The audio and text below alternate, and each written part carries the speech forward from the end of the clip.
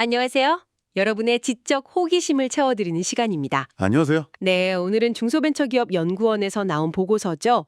코시 중소기업 이슈 앤 포커스. 이걸 통해서 우리 중소기업의 근무 환경이 어떻게 바뀌었는지 한번 깊이 들여다볼까 합니다. 네, 아주 시의적절한 주제인 것 같아요. 그렇죠. 특히 뭐 중소기업 근로자분들 근무 시간이나 또 유연근무 현황 이런 것들 과연 어떻게 달라졌을지 핵심만 좀 쏙쏙 뽑아보겠습니다. 네, 그럼 먼저 제일 궁금한 거요. 지난 10년간 중소기업 근로자들의 근무 시간 이게 어떻게 변했습니까? 특히 그 주 52시간제가 도입되고 나서 변화가 좀 있었을 것 같은데요. 네, 그게 상당히 좀 긍정적인 변화가 있었습니다.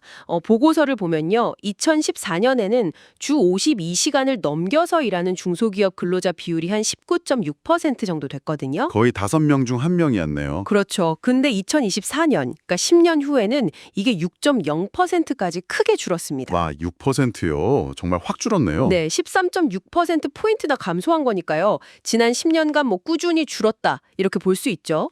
근데 다만 여전히 대기업하고 비교하면 장시간 근로자 비율은 조금 높은 편이다. 뭐 이 점은 좀 과제로 남아 있습니다. 아, 그래도 10년 만에 3분의 1 토막이 났다는 건 정말 대단한 변화인데요.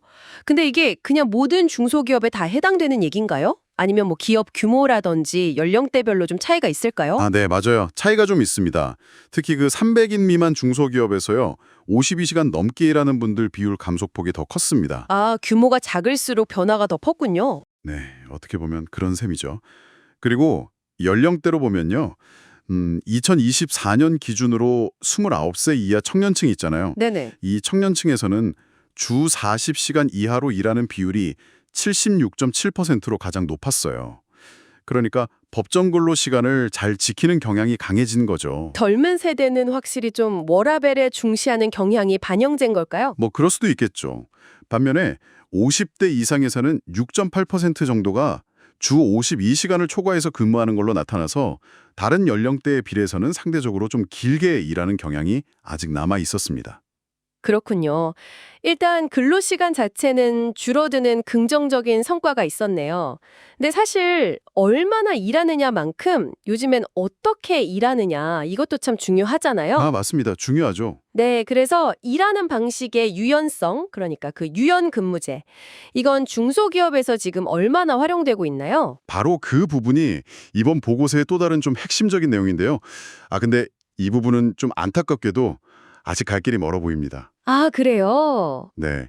2024년 기준으로 중소기업의 유연근무제 활용률이 11.5%로 조사가 됐거든요. 11.5%요? 생각보다 좀 낮은데요? 그렇죠. 이게 3년 전인 2021년이 12.9%였으니까 그거보다 오히려 약간 줄어든 수치고요. 줄었어요. 네.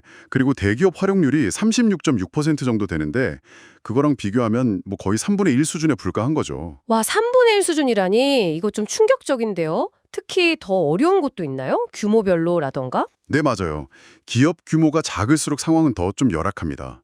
직원 1명에서 4명 사이에 아주 작은 기업들 있잖아요. 네, 영세한 곳들. 네, 그런 곳들은 활용률이 1.4%에 그쳤고요. 1.4%요? 와, 거의 안 한다고 봐야겠네요. 그렇죠.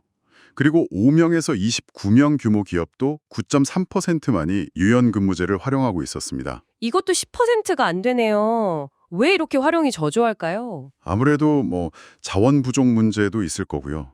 또 관리의 어려움, 아니면 아직은 좀 유연근무에 익숙하지 않은 조직 문화, 뭐 이런 복합적인 이유가 작용하는 걸로 보입니다. 그렇군요. 활용률 자체가 이렇게 낮은데 그럼 주로 어떤 방식의 유연근무를 그나마 좀 하고 있는 건가요? 주로 이제 시차 출퇴근제라고 해서 출퇴근 시간을 좀 조정하는 방식이 있잖아요. 예를 들면 뭐 8시 출근, 5시 퇴근 대신에 10시 출근, 7시 퇴근을 한다거나 아, 네네. 이게 한 3.6% 정도로 가장 많았고요. 그 다음이 이제 주 40시간 내에서 근무 시간을 조절하는 선택적 근로시간제인데 이게 2.6% 정도입니다.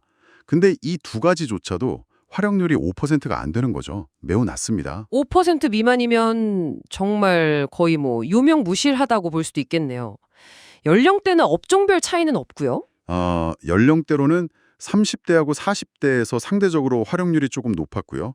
업종별로는 서비스업이 한 12.3%, 제조업이 9.9% 정도로 서비스업 쪽에서 조금 더 활용하는 경향이 있었습니다. 네, 들어보니까 정리가 되네요. 그러니까 긴 노동시간 자체는 줄어드는 추세인데 일하는 방식의 혁신, 이 유연근무제 도입은 아직 좀 제자리 걸음이다. 이런 거군요. 네, 정확합니다. 그럼 앞으로가 중요할 텐데요.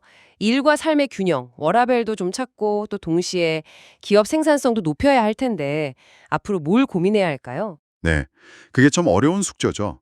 근로시간 단축을 넘어서서 이제 실질적인 워라밸하고 생산성 향상을 동시에 이루는 것, 이게 중요 과제인데요. 보고서에서는 이걸 위해서 크게 4가지 관점, STEP라고 부르는데요. STEP요? 네, seed, 이건 노사 수요에 맞추고 일과 생활 조화를 지원하는 거고요.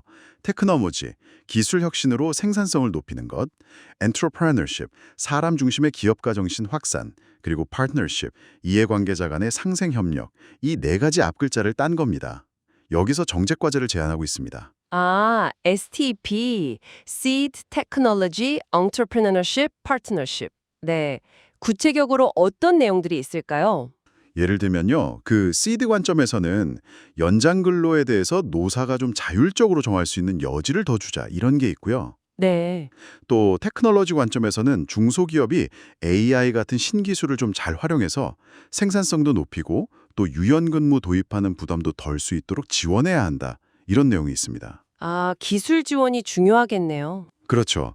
그리고 엔터프레녀십은 효율적인 근태관리 시스템 같은 걸 구축하도록 지원하는 거고요. 마지막 파트너십은 정부와 노사 간의 어떤 사회적 대화, 소통을 더 활성화해야 한다. 이런 걸 제안하고 있습니다. 네. 결국에는 뭐 제도적인 부분, 기술, 기업 문화, 그리고 사회적 협력 이 4박자가 다 잘 맞아야 실질적인 변화를 이끌어낼 수 있다. 뭐 이런 이야기입니다. 변화와 또 남은 과제들을 쭉 짚어봤습니다. 지난 10년간 근로시간 단축이라는 긍정적인 흐름은 분명히 있었지만 유연근무제 활성화라든지 생산성 향상이라는 더 중요한 숙제가 남아있다는 걸 확인할 수 있었네요. 네, 앞으로 풀어가야 할 과제들이죠. 네. 여기서 마지막으로 여러분께 질문 하나 던져보면서 마무리할까 합니다. 중소기업이 일과 삶의 균형을 이루면서도 지속적으로 성장하기 위해서요. 과연 AI 같은 기술적인 지원과 근무 제도 개선 중에서 어떤 부분에 더 무게를 두어야 할까요? 혹은 이 둘 사이의 균형점을 어떻게 찾아나가야 할까요? 이 질문 한번 곱씹어 보시면서 오늘 저희가 나눈 이야기들을 다시 한번 생각해 보는 시간을 가져보시면 좋겠습니다.